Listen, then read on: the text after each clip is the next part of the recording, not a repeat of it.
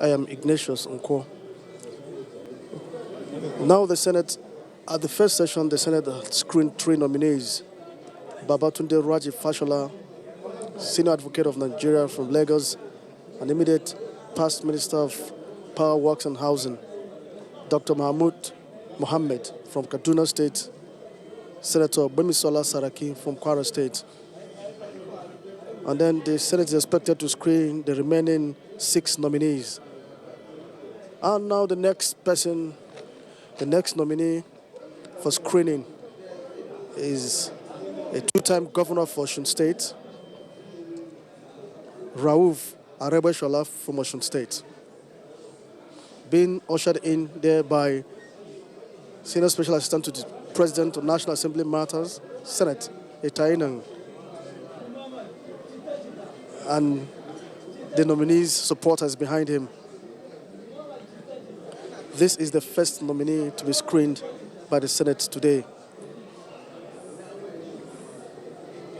A political activist, 2-time governor of Osun State, former Lagos State Commissioner for Works and Infrastructure,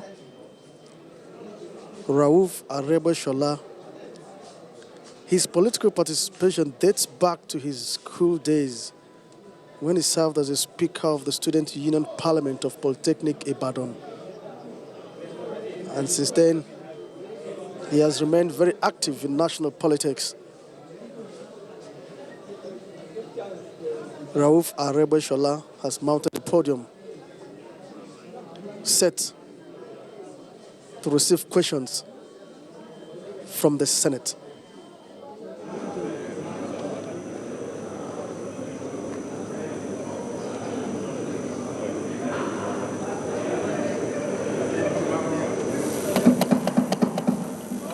Distinguished colleagues,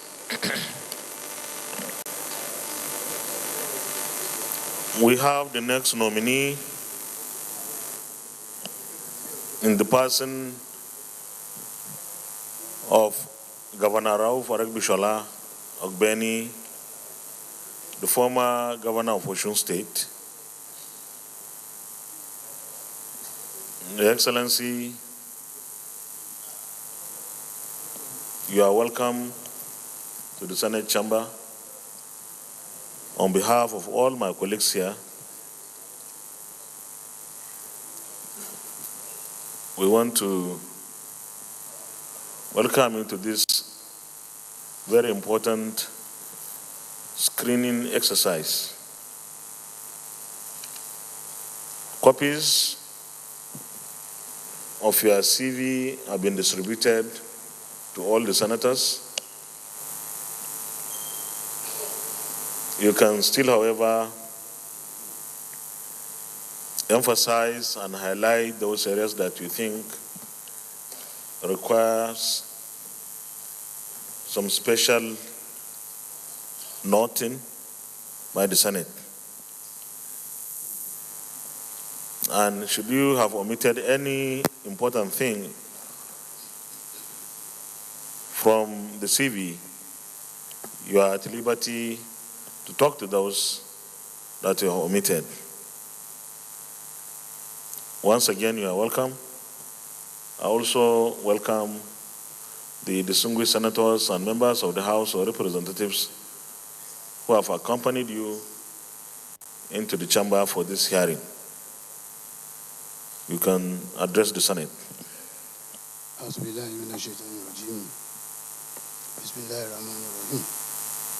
وقل الحمد لله الذي لم يتخذ ولدا ولم يكن له شريك في الملك ولم يكن له ولي من ذل وكبره تكبيرا سبحان الله والحمد لله ولا اله الا الله والله اكبر الله اكبر الله اكبر ولا حول ولا قوه الا بالله العظيم. That done, and it simply means all praises and adoration is due to Allah, who must be praised forever.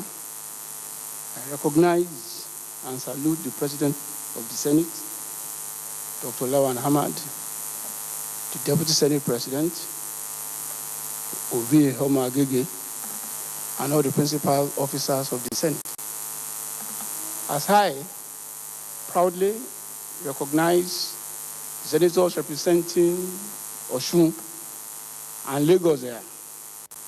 The two states that I have affiliation with, one natural, the other political. I recognize Senator Dr. Surajudeen Ajibala Bashir, Osun Central, Senator Aderoyu Olowo, who, when we knew one another in school, was Moshood Rahimi, but is now Senator Aderoyu Olowo, representing Osun West.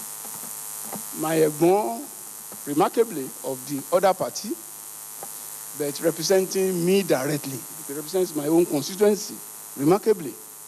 And I believe in due course, he will do the needful by moving to the best part of the Senate, Egbon Francis Adenigba Fadamsi, Osun East.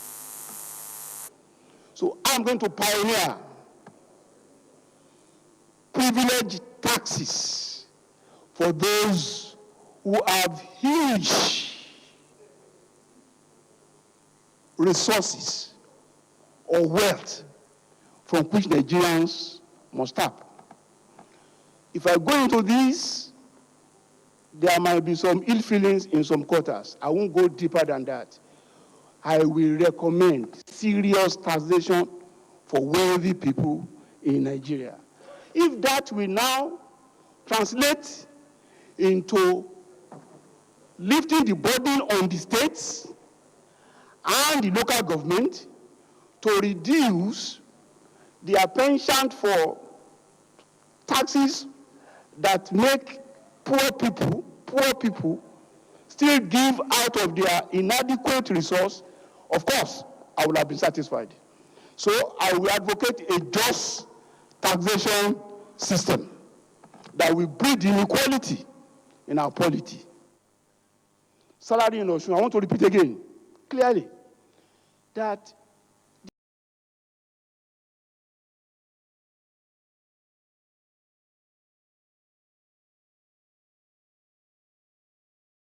the narrative on salary in Osun is either mischievous or based on ignorance. Nobody can pretend that the Nigerian economy did not suffer a huge downfall from 2014 up until when the current administration came in with some palliative personnel costs. Levels 1 to 7 cannot even survive on their salary if fully paid. So we...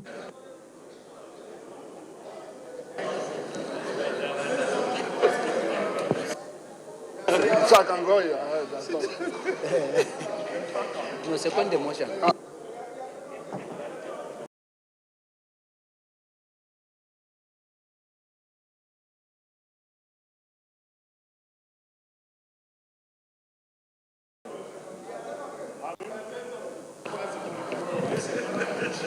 Okay, those in favor of the motion that the nominee takes a bow and go, say aye. Those against, say nay. The ayes have it. You can take a bow. The nominee a position like a ministerial position.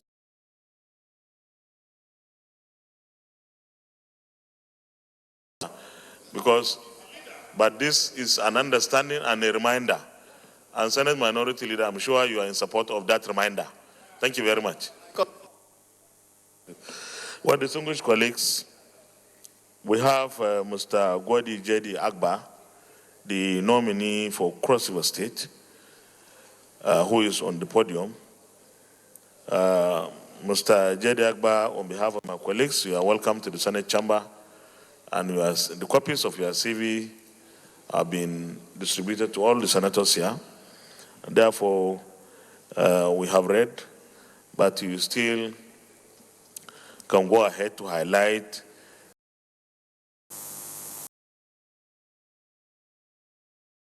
Malaysia, to Turkey and Brazil. You will all recall that it is within my area. 2017, 3 crude oil firms have agreed to pay back $84 million for under delivery of history. And if your vessel sinks, it's your business. You've paid for, we have collected. It's your business. That came to force. You remember when we were in the military regime, our country had many litigations. We were like a pariah state. The first thing they would go for. That's a question about, somebody called it local content. The distinguished senator called it local content. I prefer to call it Nigerian content. Because it is Nigerian, we're not local. We're Nigerian. Well done. That way, and a law of politics came to me. I wanted to join your trade. So I ventured into politics. I retired and joined the gubernatorial race, and I failed woefully. They should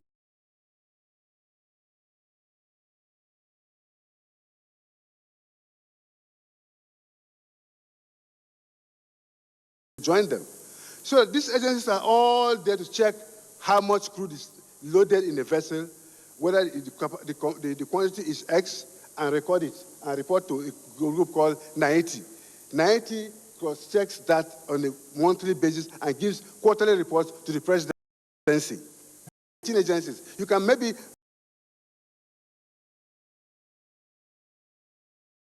is confirmed and assume he's given the portfolio of the Minister of Petroleum Resources.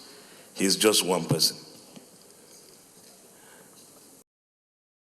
Was brought before us in the Cross River Senate caucus. We didn't find it difficult accepting that this was beautiful.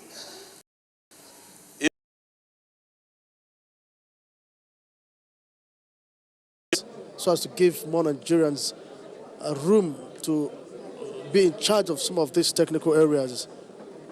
He also said he's worried at the persistent pipeline explosion in Nigeria, but he said that the best for giving me yet another opportunity to be of service to my country. I believe, given this honor,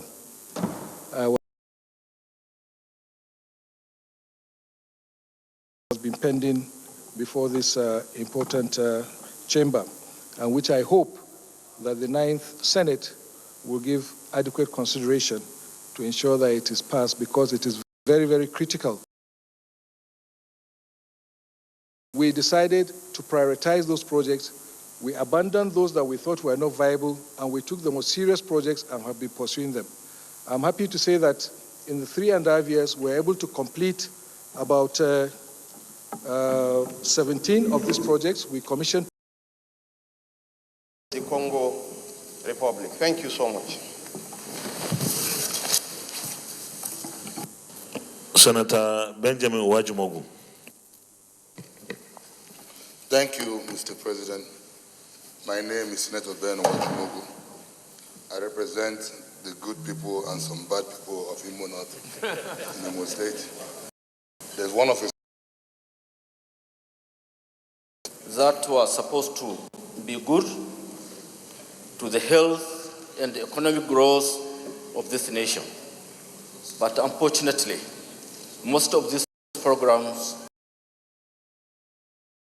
management costs, so that at least, and then we can build up on that. On potable water supply, as you know, I always like to remind people that, and so on, they won't do it. There is a project that is 7-8 years old now. It's a complete dam, and the Nigeria supported with a $5 million facility. We've also received a grant of 1.5 million euro from the Italian government. Senator, those in favor say aye. Where he bagged his Bachelor of Science degree in economics. He is a business administrator, and he had a degree in business administration from the University of Benin in 1995. Clement is a former commissioner for environment in Edo State. He is now ready to defend his ministerial nominee before the Senate.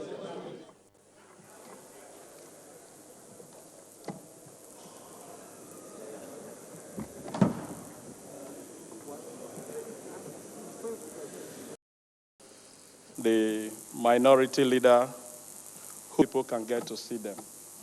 And it is this technology that we use in taking care of the Teachers House area, where over 200 homes had been lost. A lot of people had died. But I am glad today that that's a legacy that we have now left, that people can now drive through that road, and that all those who abandoned the area and had put for sale in their houses are now back. They've renovated their homes, and they now show for rent. When I got into the ministry, I saw that the average income of the ministry, IGR, was 45 million for about 6 years. And I thought that that wasn't good enough. At the time I left, I had grown that amount to 450 million annually. I also focused on our forestry. Edo used to be known for wood. And generally, a state should have about 25% of its land mass as reserves. But when I got in, Edo only now had about 5% of its land mass as reserves. So I was committed to ensuring that we not only protect the forest, but we regenerate it. And that we have to have a sustainable management to ensure that legal logging takes place. And as they do that, we move people from some reserves to the other while we are regenerating. And the key to regeneration is your nurseries. So I had to increase our nursery capacity from 200,000 nursery trees to 650,000, which we started planting throughout the period. Thank you very much. I believe I am willing, I am able, I am prepared and ready to serve our country, Nigeria. Distinguished colleagues, before we start taking the questions, let me welcome Senator Uzamare. Senator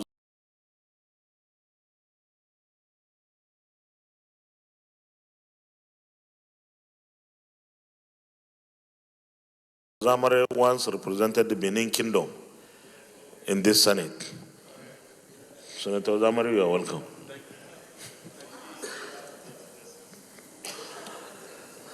Senator Yusuf Abubakar Yusuf. Wow. Thank you, Mr. Chairman, and my distinguished colleagues. I have just perused your CV, and I have areas to ask you on. One, in the area of pre-shipment inspection. Two, in the area of crude oil export documentation. And three, in the banking transactions. Now, my questions are, most part of your life you work in Chevron. And Chevron has been exporting crude oil. Now, I want to find out, from all the years you have worked in Chevron, question number one, have they been repatriating export proceeds as required by law into Nigerian banks? That's question number one. Question number two, I want to tap from your knowledge. Although we have heard earlier on about exporting our crude oil either in CIF or in FOB. If you can further enlighten us on this, why we shouldn't be exporting our crude oil on FOB. Thank you very much.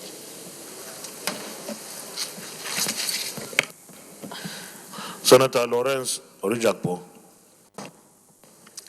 Thank you, the President of the Senate, sitting as chair. My name is Lawrence Orijakpo. I represent the good, productive people of Bayelsa West Central District. The first question is, you've been in the Ministry of Environment, and so we have this argument that is raging that Nigeria has not been able to utilize its capacity of turning waste to wealth.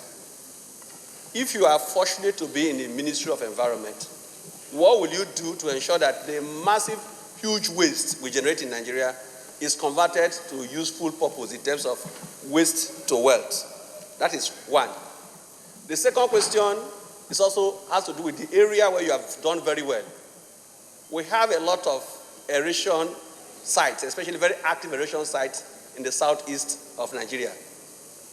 What would be your recommendation in terms of solving this problem of erosion, especially in the maybe majority of the old eastern region, what we call classified the eastern region, comprising part of Delta Edo, and then majority of South-South, especially the area between Cross Rivers and Akwa Ibom State. What will you do to ameliorate the issues of this erosion? Thank you. Senator Ifeanyi Ubah.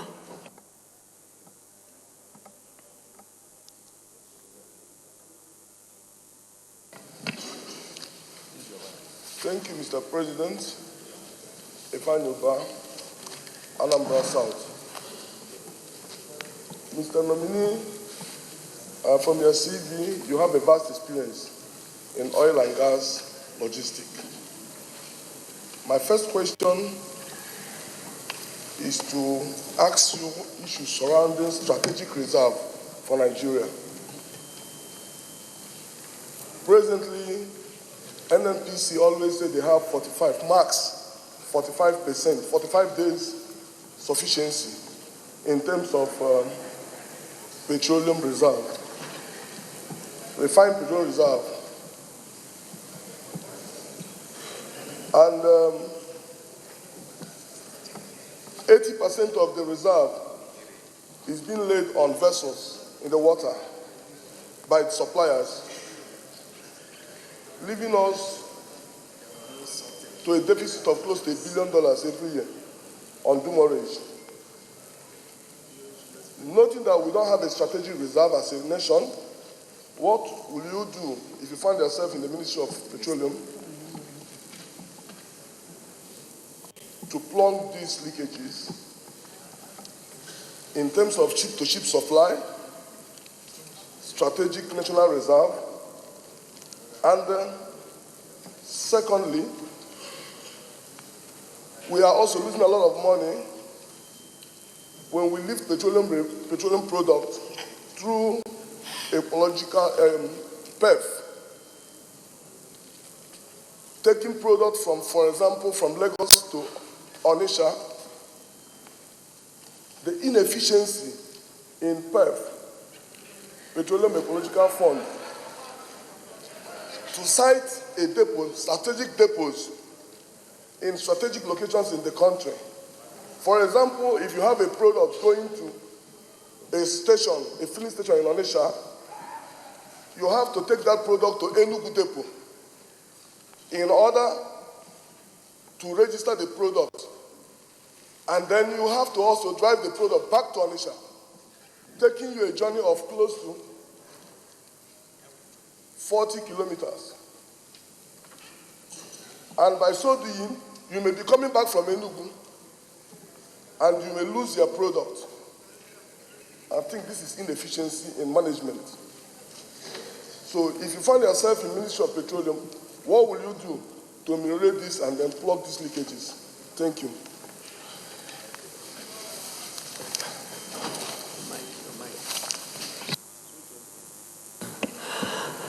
Senator Ama Michael Nachi.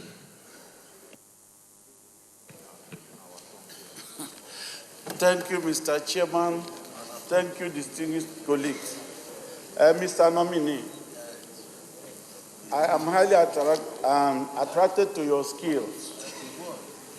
You know, contract management, procurement management, and heavy engineering management. Looking at your core profession as economist, I've looked at all these your skills. This present time that Nigeria is talking about wastages from procurement officers, including engineers, quantity surveyors, and others. I looked at it, now you are coming to the Federal Executive Council, that's the executive, and coming from private sector, which is a very heavy organization like Chevron. Now, if you look at all these your skills, I have not seen any model that you use to create this wealth into government settings as a result of wastages and corruption. And of course, some core pipelines we use in stealing money. I guess, let me go a little further. We have EPC, engineering procurement contract model, and the bills of quantities model. None is mentioned here as you have ever used it.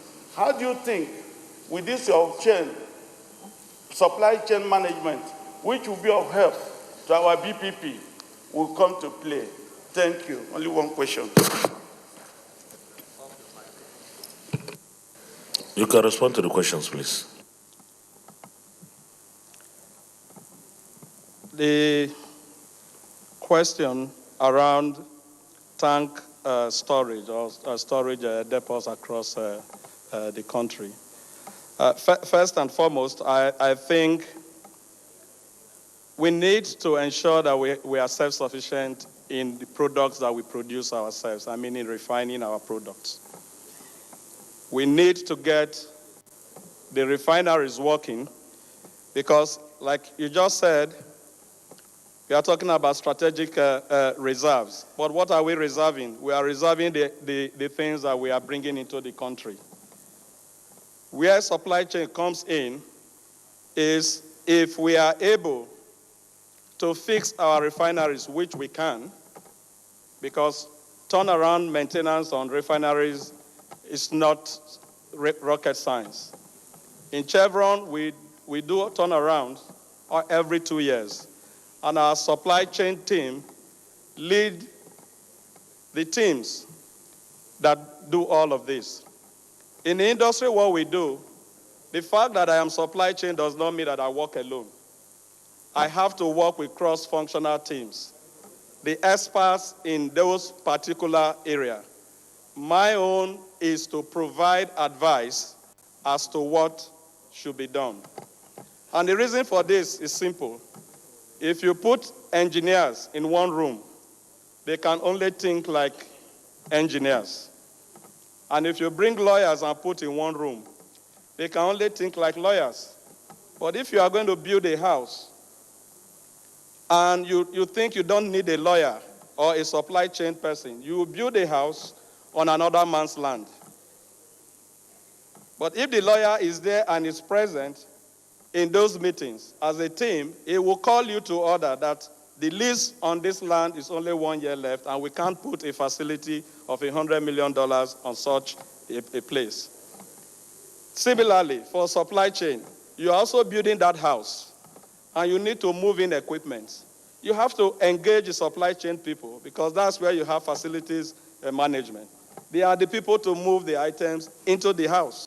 So if engineers just build the building and at the end of it you're unable to move the materials into the house, it becomes waste of resources. So I believe in first things first.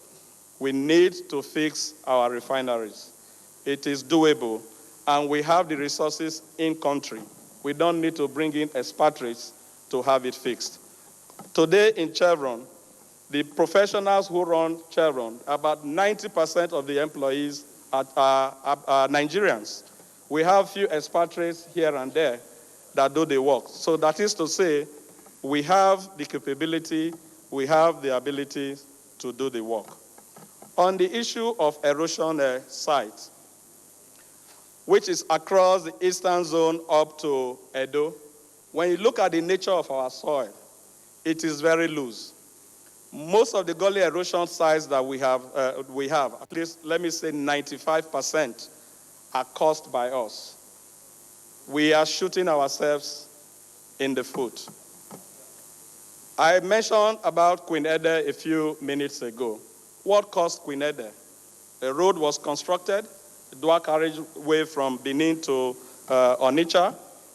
Cross culvert was made to take away water from one end to the other. But it wasn't channeled to the final watershed. And this is because we are looking at what people call cost, but it's actually price. because for it to be cost, it has to be life cycle. It's from the beginning to the end. You also look at maintenance and all of those. So over the years, that gully developed. Gullies or erosion, they are very ungrateful to their benefactor. What do I mean by this? Build your house, channel water out. You will see you will have a gully. As water keeps flowing, a gully will develop and it will come towards you. You are the benefactor providing the water, but it will consume you. So we need to have a lot of change of attitude. You know, people need to be enlightened so that they understand how these gullies are created. Once we do that, we will spend less money in maintenance or trying to reclaim these gully sites. For waste to wet, again, it's another issue that is behavioral. It has to do with us. At the moment, all our wastes are commingled. They are not segregated. And so because they are not segregated, it creates a lot of problem to turn them from waste to wet. If you keep biodegradable materials in one waste bin, those biodegradable materials can be used for fertilizer. You can also use those biodegradable materials to produce energy. So, but when you mix biodegradable with plastics and medical waste, it becomes difficult to use them. So, plastics have to go in a plastic waste bin. Papers have to go in a paper waste bin. The medical waste needs to go in a medical waste bin so that they can be incinerated. And then the biodegradable on its own. And this starts from the home, from the house, our individual homes. Once we do that, then it becomes easy and less expensive to create wealth from waste. The issue around export process repatriation is not an area for me in supply chain management. What you have on my CV is a crude export documentation with customs, which was my first job in 1990 when I joined Chevron. That function now has left supply chain management, back to the crude export group. So I really do not have details about that, and I would not want to tell a lie. Same thing for the CIF and FOB. It's not an area that we handle in supply chain management. It's a different function altogether.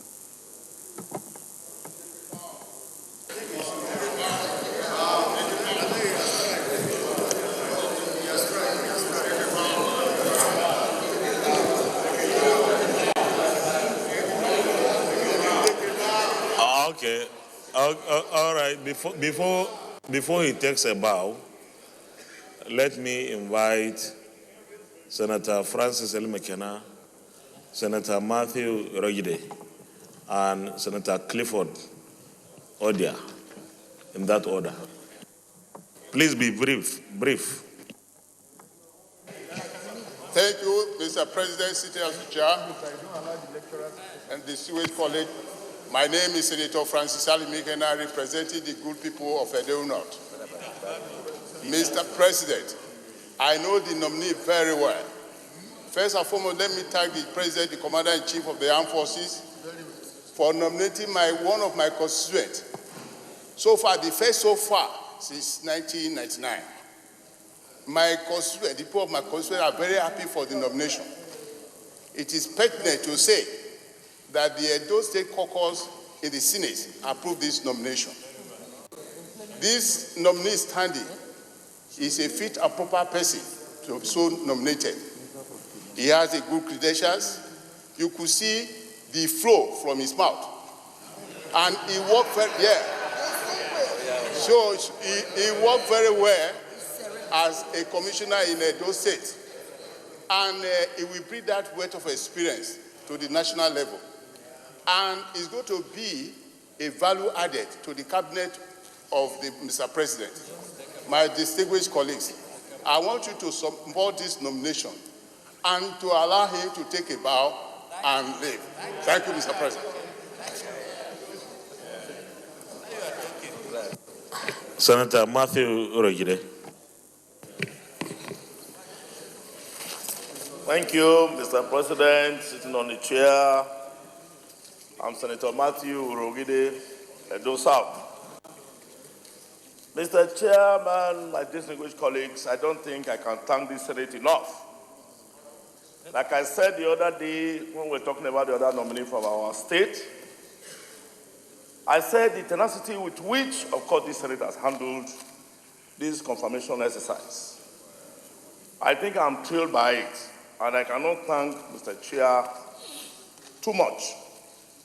But more importantly, on behalf of our caucus, the Edo caucus in the Senate, we want to immensely thank Mr. President for nominating these two persons. Mr. Prince Clement Agba is one of those discoveries that we found in the government of Comrade Adams Oshiomhole.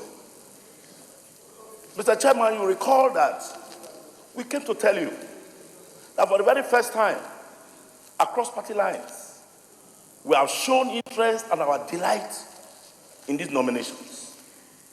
And this, of course, what you have brought to bear in this Senate, that there is conviviality, there is amity amongst we senators across party lines. Today, I stand on behalf of my other colleagues to tell the Senate that we are acting in unison over this nominee. We support him.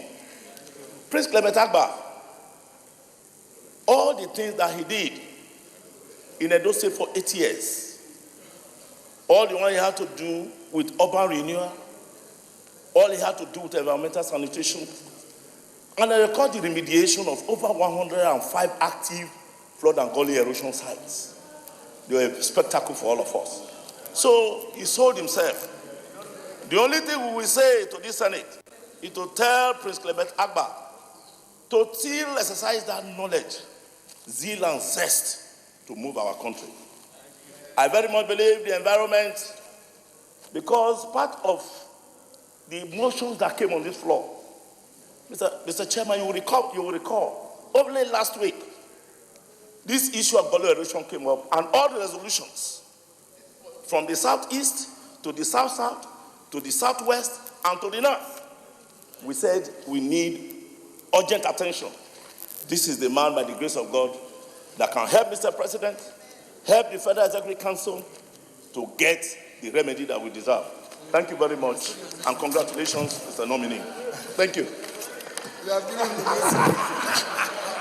Mr. Chairman, please, I want to second the motion that was moved by Senator Francis Alimi Hena, that this nominee takes a bow and go. Thank you very much. Yes, the minister. Sorry.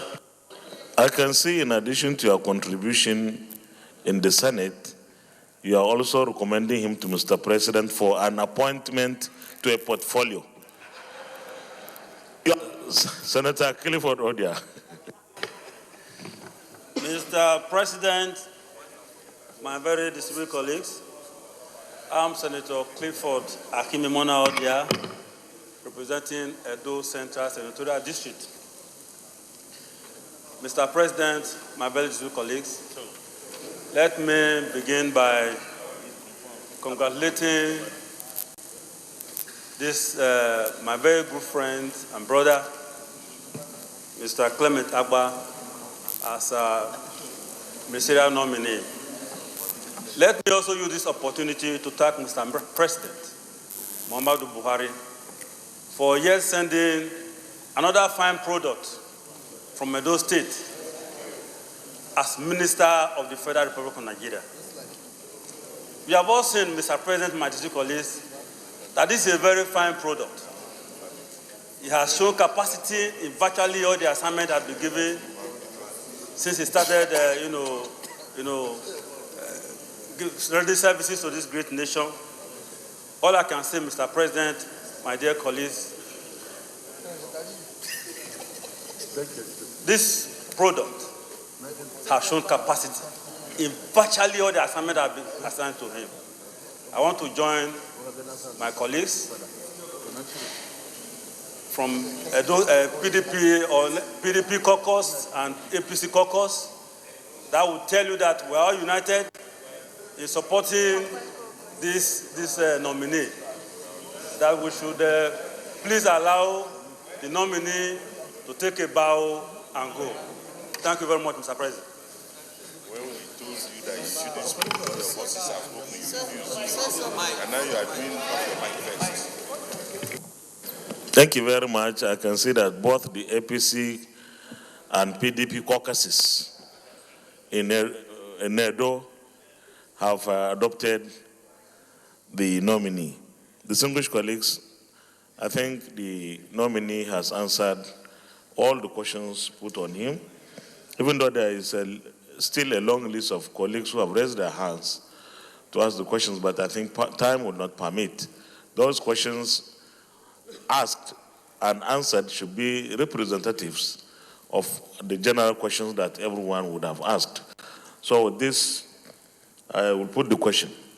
Is it the wish of the Senate that the nominee takes a bow and go? Those in favor say aye. Those against say nay.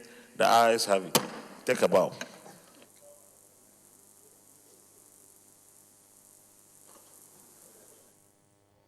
The Senate has concluded the screening of Clement Abba from Edo State. Well, Clement explained to the Senate, he presented his accomplishments, and these are areas he has competencies. He said he's driven by technology, innovation, and he explained to the Senate that he set up the Edo State Geographic Information Service, and that he created an updated Benin City Stormwater Master Plan, the first in 30 years, just like he explained to the senators. He said he also set up the Edo State New Map Project Office, which invariably was the first of its kind. Clement Abba also, in trying to explain that most of the things that he hopes to do for the federal government are things he had already done in the state. He said that he also assisted in increasing the ministerial IGR from 45 million to 450 million per annum, an increase of 888%. He said he also assisted in securing the World Bank funding for Edo New Map Initiative. Well, he read quite a number of things he has really achieved, and all these were mainly in Edo State, where he actually carried out most of his work as commissioner. And he said he also reclaimed the Queen Ede Gully erosion in Benin. He said that was one of the projects that reclaimed some of the areas that gully erosion, that we have been threatened by gully erosion. Well, the next nominee that will be coming in now is Geoffrey Onyama, immediate past Minister of Foreign Affairs. He's now been led into the Red Chamber by the Special Assistant to the President to National Assembly Matters, Ita Inang. Well, from the number of nominees scheduled for today, from the order paper, at the moment, this is expected to be the last nominee for the day. But we know that sometimes there have been instances where the Senate had actually gone beyond the numbers that were contained on the order paper. Well, Geoffrey Onyama is now on the floor of the Senate. Born on the 2nd of February 1956, Geoffrey Onyama has a Bachelor of Arts in Political Science from the Columbia University, New York, in 1977. He also holds a Bachelor of Arts of Law from the Cambridge University, St. John's College, Cambridge, United Kingdom, in 1980. And now he's ready to defend his ministerial nomination before the Senate.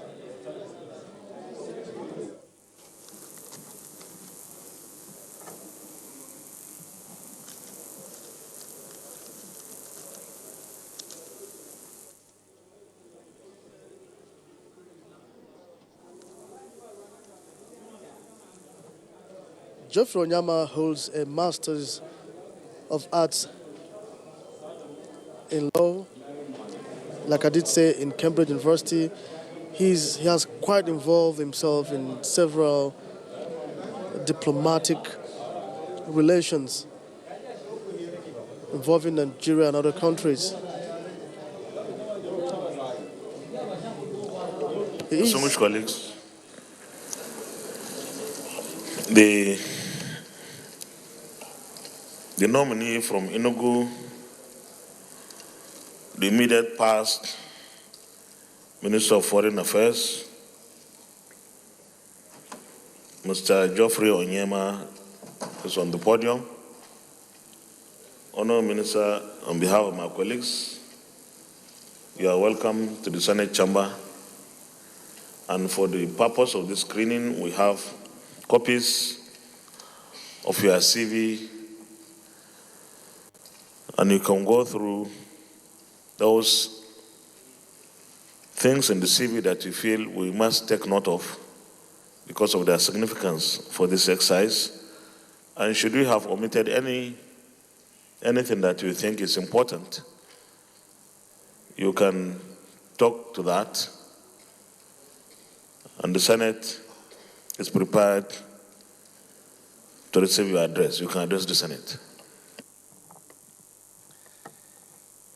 Your Excellency, the distinguished Senate President, Senator Ahmed Ibrahim Lawan, Your Excellency, distinguished Deputy Senate President, Senator Ovie Omoagege, distinguished principal officers of the Senate, distinguished senators, permit me, Senate President, to acknowledge and thank the senators from my state, Enugu State, namely Senator Ike Ekweremadu, Senator Chimaroke Nnaman, and Senator Chuka Utazi, as well as all the other distinguished senators here present and a number of you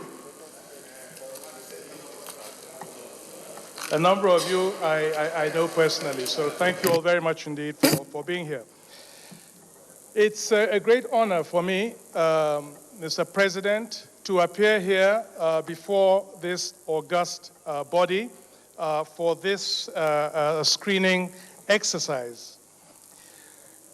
Your Excellency, I would start, if you permit, by extending my most sincere and profound gratitude to President Muhammadu Buhari for nominating me to serve a second term as his minister.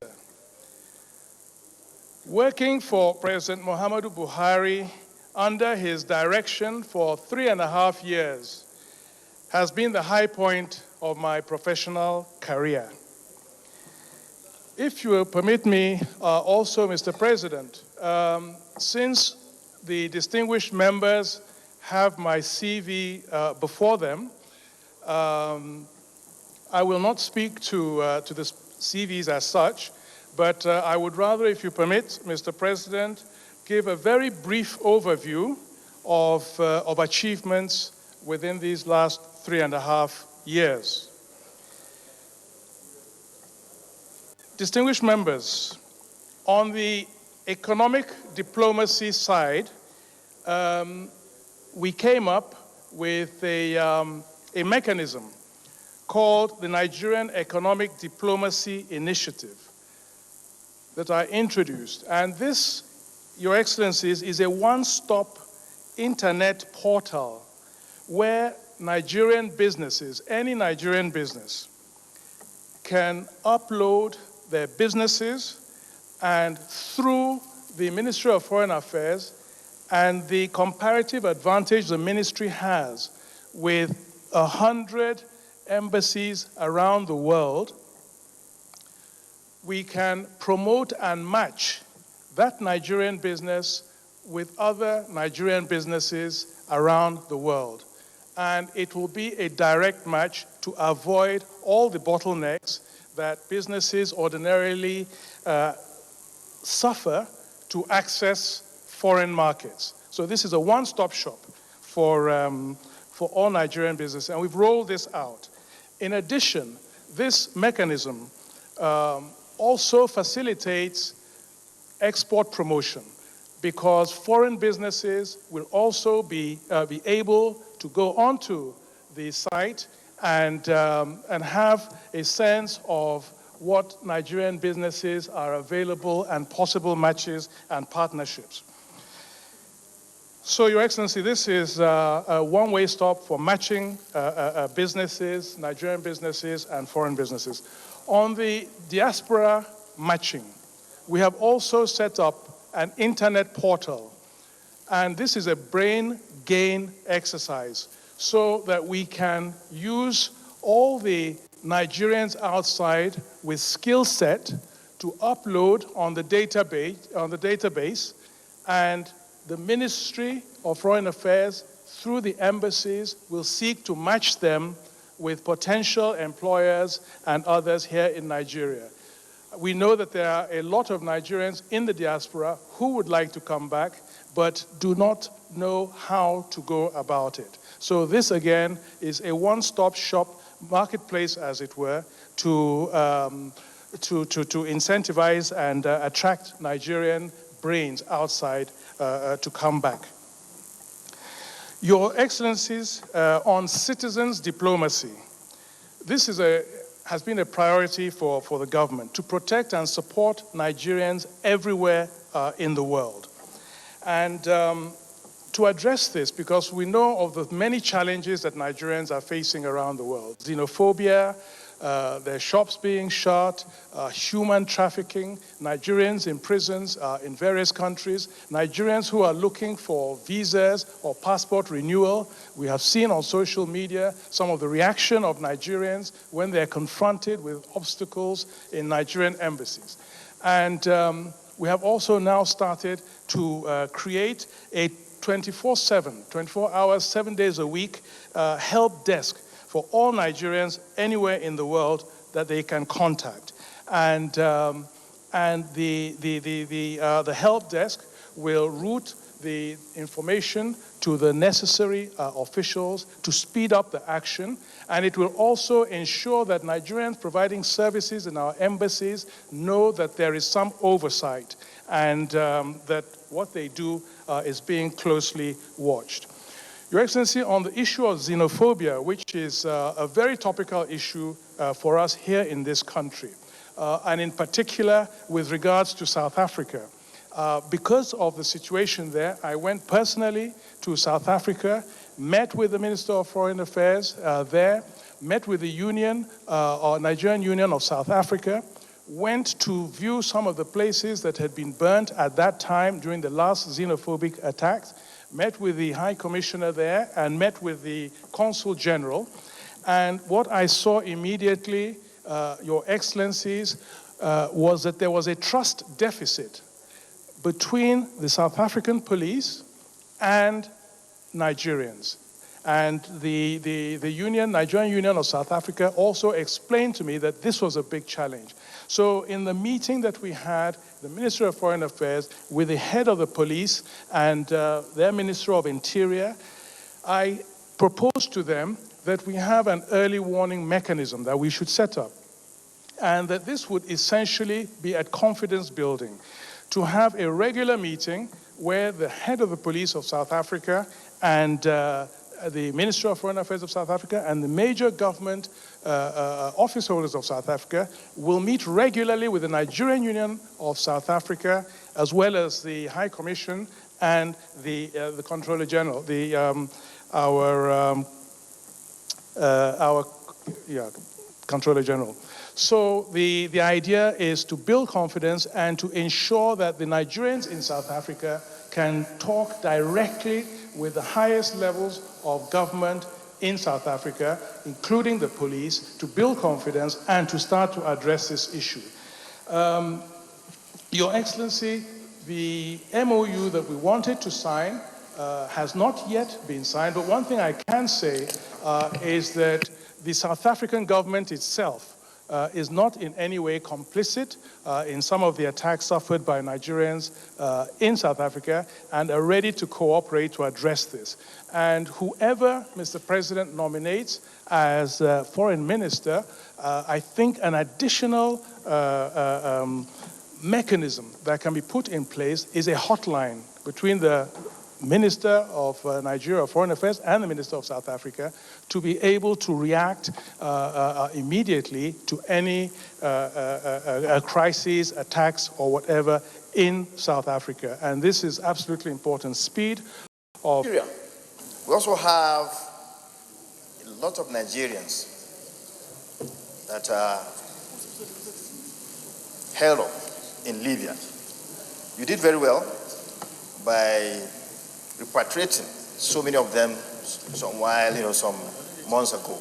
But there are still several Nigerians.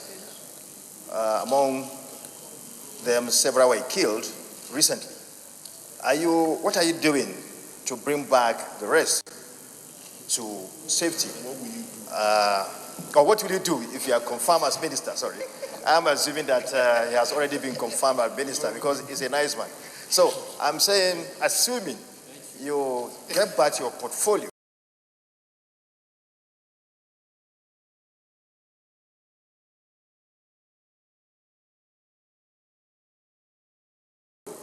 as a Minister of Foreign Affairs, are you going to make sure that the rest that are there will be repatriated back to the country, which is really, really necessary? Thank you.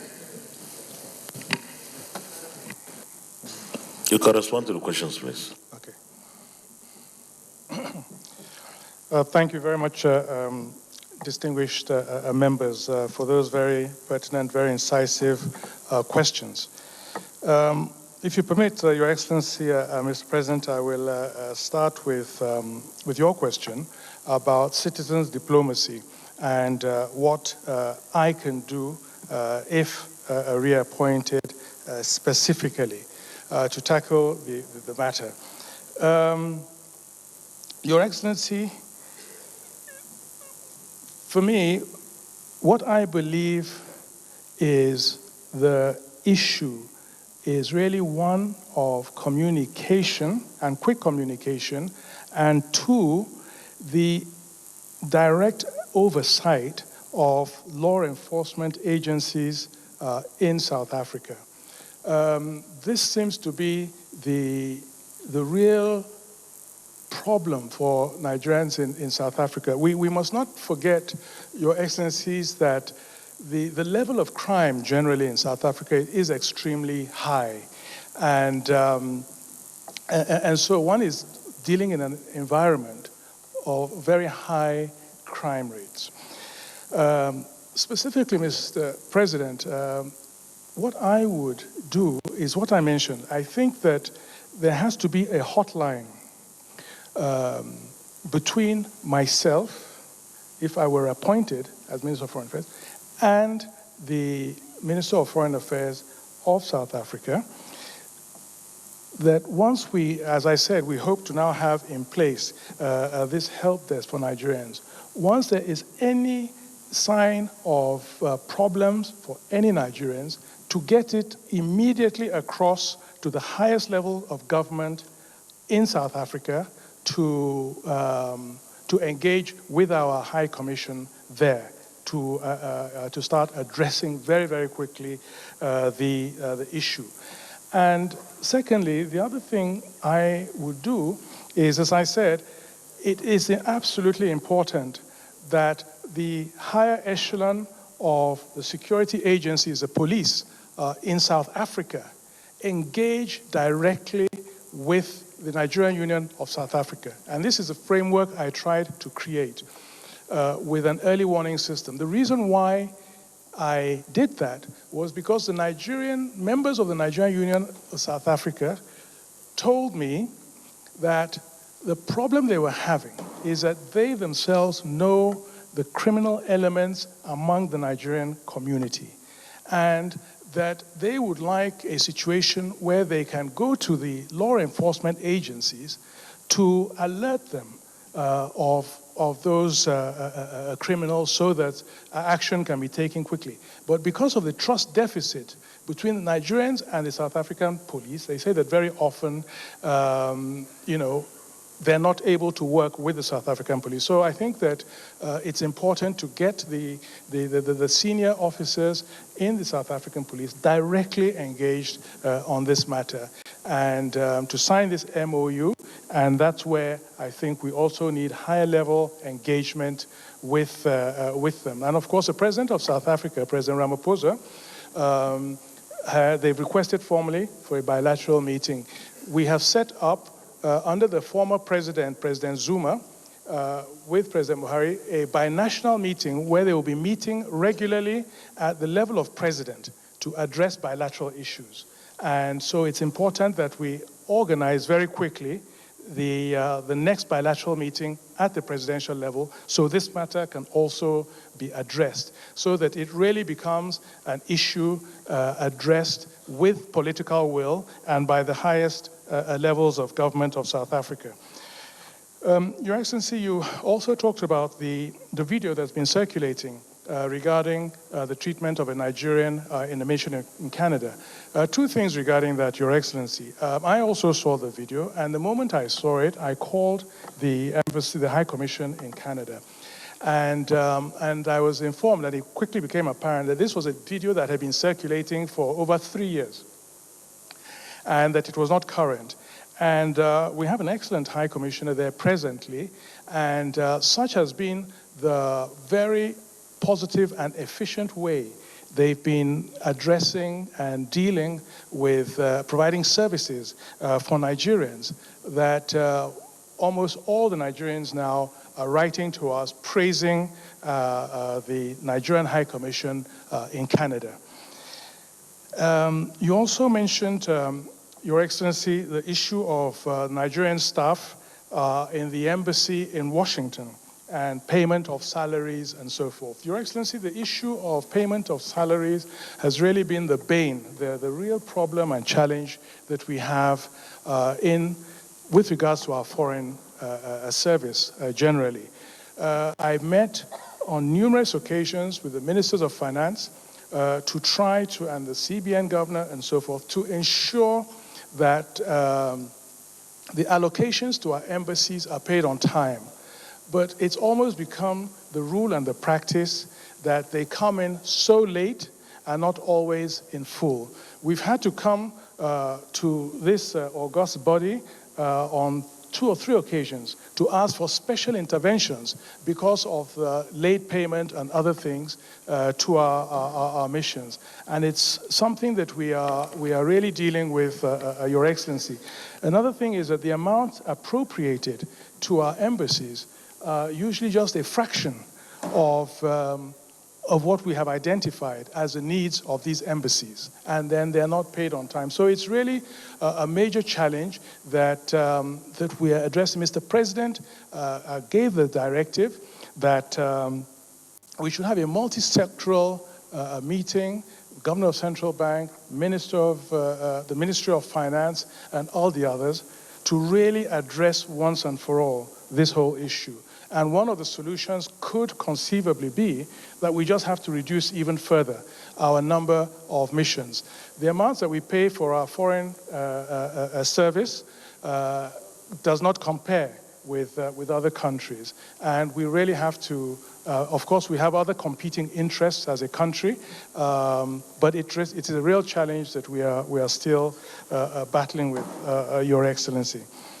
The Deputy Senate President also, I think, raised the issue that it wasn't just a question of the South African government not being complicit, but how can we really ensure that this business of attacking and killing Nigerians does not continue. And I think I've tried to answer it with the first question. It's going to require really high-level government engagement, the bilateral meeting with the president, and also a hotline and getting the South African police to join up with our early warning system. So they're meeting regularly with Nigerians, because the Nigerians Union of South Africa wants to be part of helping the South African police to address the criminal elements that do exist, and nobody doubts that they do exist in South Africa. And I think building up this trust is absolutely key, and that's what I would certainly push towards. Your Excellency, Senator Musa asked a very pertinent question about non-appreciation of a lot that Nigeria does for so many countries. And this is something that we have noticed on a recurring basis. And how I would address it, and if I were now given the opportunity going forward, which I already raised in the past, is that every multilateral meeting we attend, AU meeting, ECOWAS meeting, and so forth, there should be a part of a documentation of all the assistance we're providing to African countries. And this should be distributed always for any of those meetings, so that it's not something that we and the beneficiaries know about, but that everybody can see. And I think this will, begin to make it more open and clearer, precisely the sacrifice that we are also making for other countries on our continent.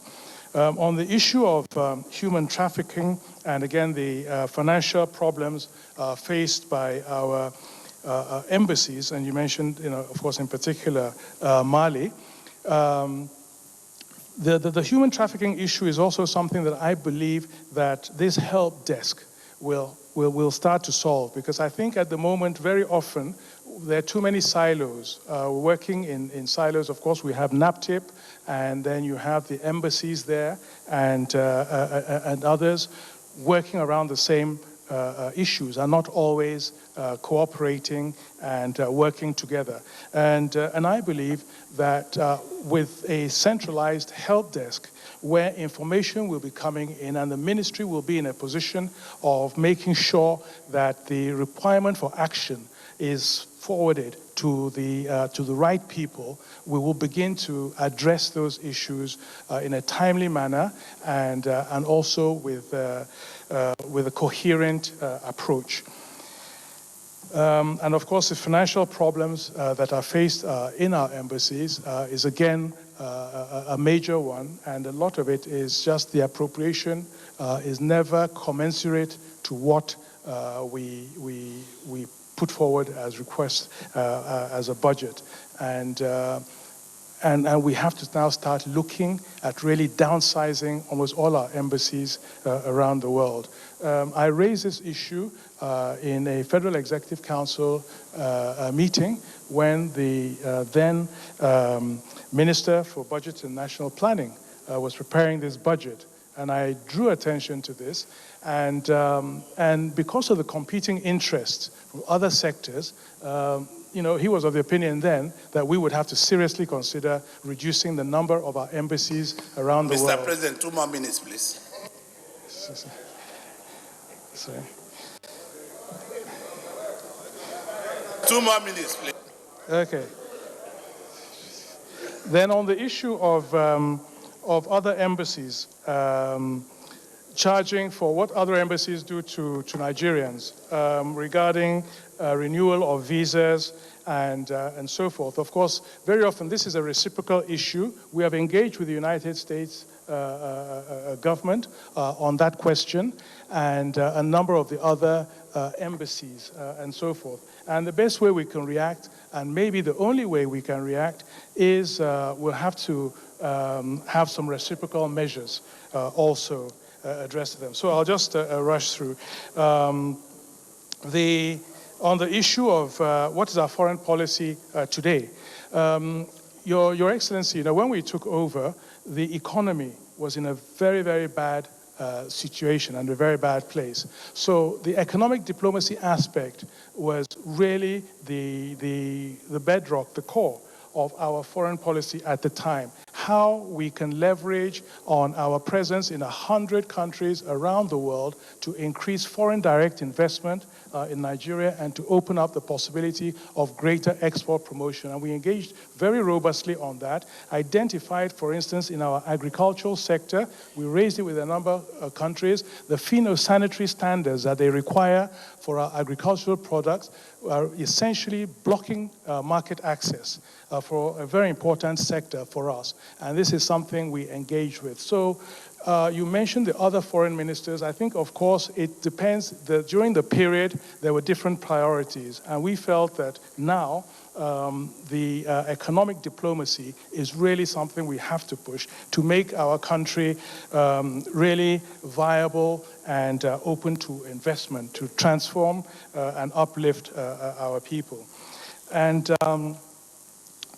the Senator Kalu, also talked of the way Nigerian businesses are treated in other countries. I think that this is something we have to work. What I would suggest going forward is a regular meeting with the Ministry of Foreign Affairs and relevant businesses, chambers of commerce of our countries, to identify what problems are in which countries and what measures we should be taking. I have had to intervene personally at the highest level in Benin, for instance, on one of our telecommunications companies that they would not issue a license. And we facilitated for them to meet with the president. I followed up with the minister and the minister that was responsible for issuing licenses and, really brought as much pressure as we could. So I think it's really a question of business community working together with the ministry. And the deputy leader asked a question about TAC. Technical Aid Corps and whether it should continue. And I believe personally that it should. Nigeria is a big country. We've now seen the continental free trade area that has come in. There's greater integration, and we're pushing for greater integration with communications, road networks, and so that's the future. And the fact that we have TAC, we are building influence and forming important connections in these countries that will serve us very well, business level, social level, people-to-people level, in an important way. And we can see how, as you mentioned, the Peace Corps, that really helped the United States take over from the British, who had the monopoly of contacts with a lot of the developing countries, and how that now really put the United States in a situation where they were able to, I would say, almost move towards world dominance. And finally, Senator Jibril, the Nigerians in Libya, the International Organization for Migration is actually charged, notwithstanding the fact Mr. President did send a team that I led at the time to Libya, but the International Office for Organization for Migration is actually repatriating Nigerians on a very regular basis. And that's really something that they know how to do, and they are doing well. And you mentioned the fact that there's still some, and some of who died during this bombing.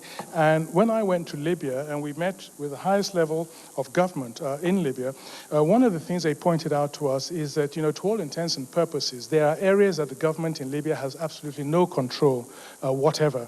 And there are some Nigerians who are there. And the IOM also informed us of that. And so we're working also with our embassies and other contacts that they might have to see how they can get access to them in that country. But also we're working with other agencies in Nigeria to try to raise a level of awareness about the dangers of this migration, and that's really what we have to do to address it at source. And so, we have been meeting regularly, trying to see if we can do more in this country to really stop our youth. And we have. Of course, other countries are doing the same. Niger Republic has the direct border with Libya, and we know that a number of European countries are setting up surveillance positions there to try to also stop a lot of these irregular migrants traversing the borders there. I'll stop there, Your Excellency. Thank you. Distinguished colleagues, I have a long list of senators who want to.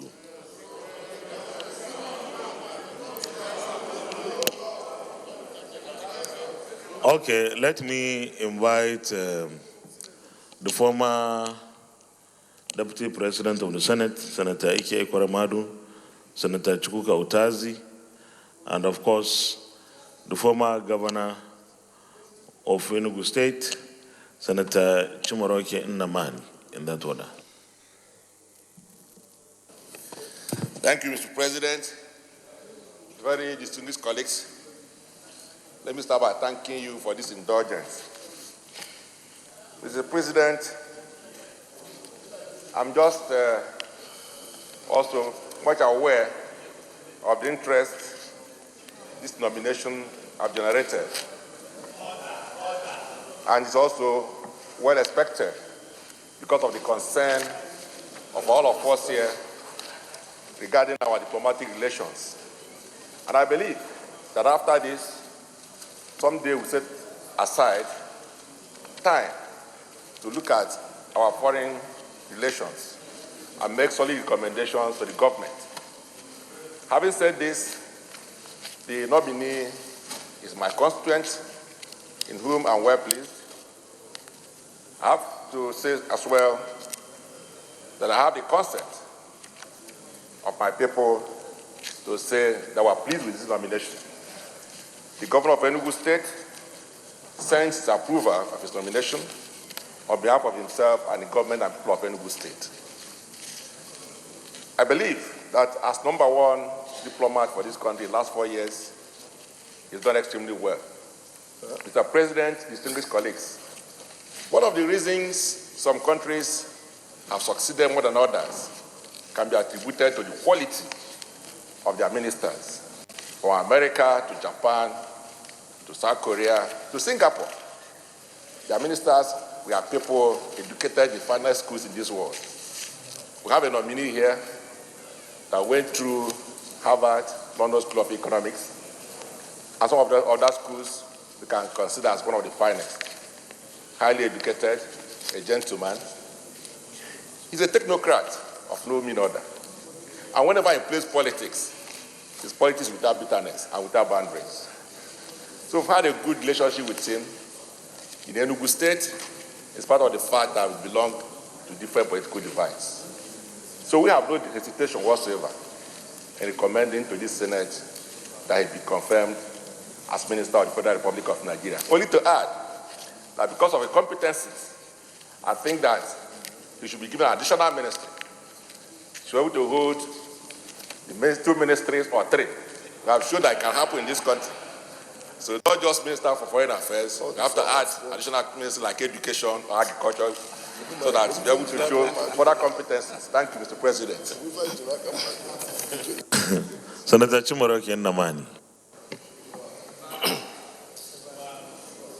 Thank you, the President of the Senate, who is also presiding as chairman of this hearing of the Committee of the Whole. My name is Chimaroke Nnamani, and I represent Enugu East Senatorial Zone. The day is fast spent. As this hearing winds down, I wish to commend you for the able way you've piloted the affairs of this hearing. I would also like to commend my colleagues, distinguished senators, for your demonstration of bipartisan effort and pan-Nigeria spirit. I thank the President of the country for this nomination. Here we have Geoffrey Jideofor Kusike Onyama, a product of Igbo royalty, a product of Cambridge, London School of Economics, Columbia University, a career diplomat, a citizen diplomat, fluent in French, English, and German.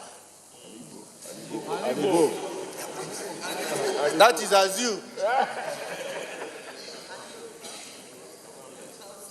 A man of diplomatic wisdom, diplomatic tolerance, a man of political sagacity,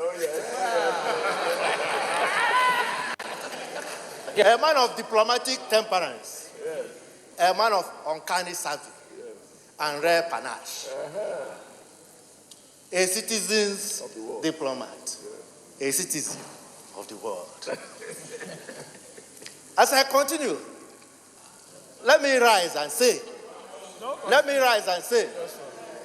that I stand here not just as a distinguished senator, but also wearing several hats.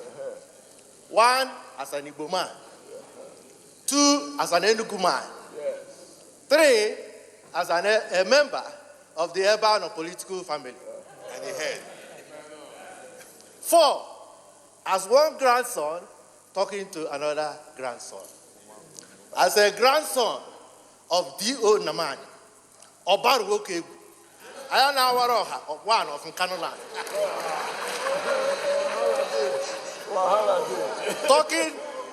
Talking to the grandson of Onyamaneke, Okuroha of Abaja clan. The son of Daddy Onyama of the International Court at The Hague, and a brother of Warwick Onyama. I crave your indulgence, the Senate President and my colleagues, to say that not only does he have the endorsement of the Enugu caucus, he has the endorsement of the entire Enugu state. And he has the endorsement of our political leader and the leader of the urban political family, the governor, Ifeanyi Chukwu Ugwuanyi Gburugburu. We hope that in the next few seconds, the Senate will exhort him with the refrain, Geoffrey, Pusike Jideafo Onyama, bow and go. Thank you. The leader.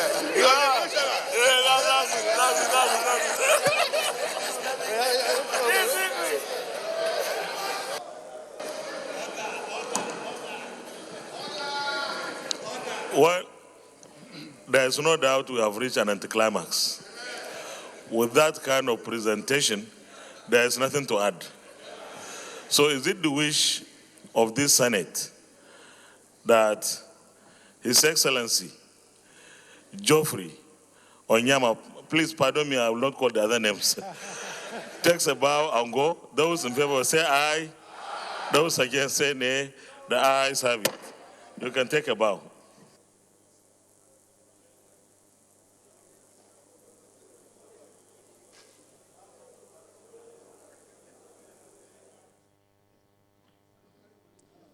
The Senate has just screened the immediate past Minister of Foreign Affairs, Geoffrey Onyama, who is also one of the ministerial nominees.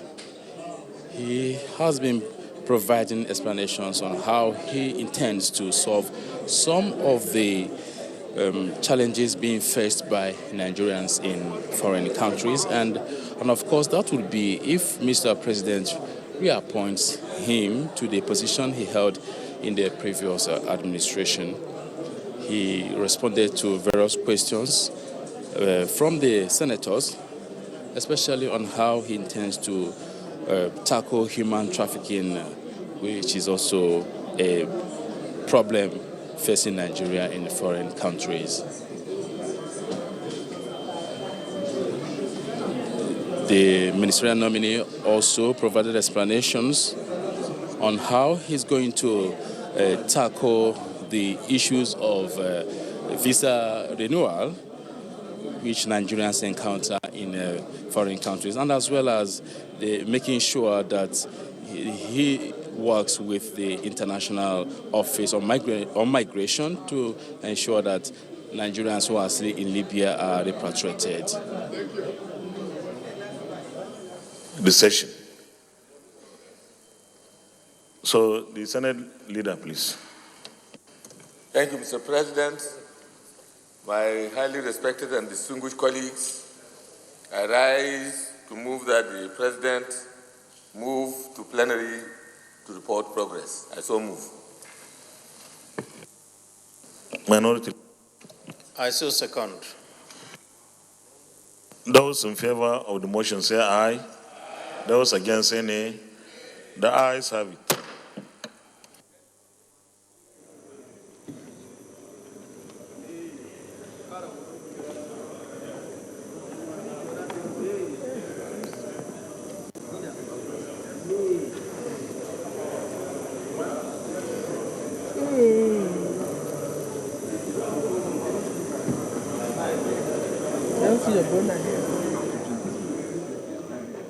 The Senate has just risen from the committee of the whole now to continue plenary. The Senate President is already seated to continue with The Senate, in the committee of the whole, resumed consideration of the request of Mr. President CNC for the confirmation of nominees for appointments as ministers of the government of the Federal Republic of Nigeria. The nominees answered questions from distinguished senators on a number of topical issues. The nominees screened are 1. Ogbeni Rao Farag-Beshola from Osun State, 2. Gwadi J.D. Agba, Cross River State, 3. Engineer Suleiman H. Adamu, Jigawa State, 4. Ambassador Mariam Katagum, Bauchi State, 5. Clement Agba, Edo State, and 6. Geoffrey Enyama, Enugu State, as ministers of the government of the Federal Republic of Nigeria. Is this a true reflection of what transpired in the committee of the whole?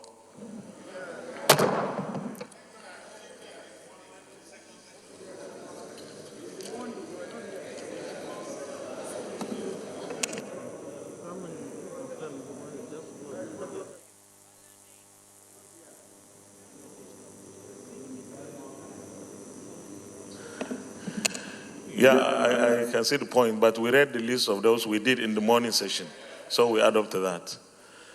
We have done quite a lot. Tomorrow, by the grace of God, we'll be taking 3 nominees: Sabo Nanono, Kano State, Lai Mohammed, Kwara State, and Engineer Salah Mamman, Taraba State. And of course, we'll do the approval and confirmation of all the screen nominees tomorrow by the grace of God. And that will bring to a close or conclusion the screening exercise and confirmation process.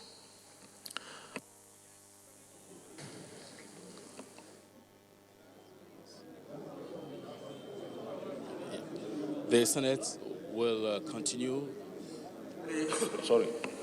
Leader, just wait. I have an announcement to make.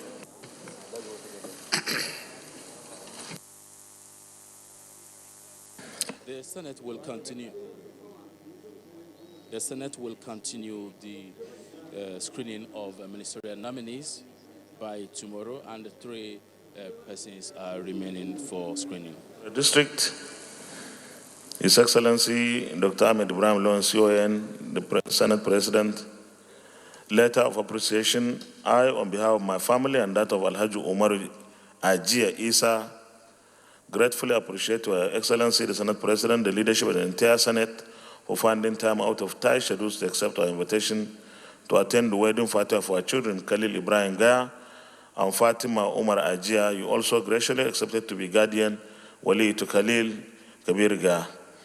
Your Excellency, the humility exhibited by you in honoring the invitation at this taxing time to physically attend the wedding party makes the occasion a worthwhile. I extend my sincere appreciation on behalf of the families in heartily expressing our gratitude by physically presenting yourself. This singular feat attests to the dexterity you have brought to governance of the 9th Senate of the Federal Republic of Nigeria, the country.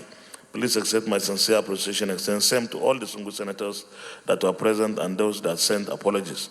I pray that Almighty Allah in His infinite mercy grant you the wisdom and good health to steer the affairs of the upper chamber at any challenging times. Please accept the assurance of my highest regard. Signed, Senator Dr. Kabiru I. Gaya. Distinguished colleagues, now that we have extended time, I will just move for the adjournment. The Senate stands adjourned till tomorrow, Tuesday, the 30th day the 30th day of July 2019 at 10 a.m. prompt. Those in favor of the adjournment say aye. Those against say nay. The ayes have it. The Senate is hereby adjourned. The Senate has screened and confirmed 40 ministerial nominees out of the 43 names that were sent to the Senate by President Muhammadu Buhari. This exercise commenced from Wednesday to the 24th of July 2019, and the Senate will also continue tomorrow, Tuesday, to also continue with the screening exercise. On behalf of the entire outside broadcast crew, Kenneth Nanum is saying thank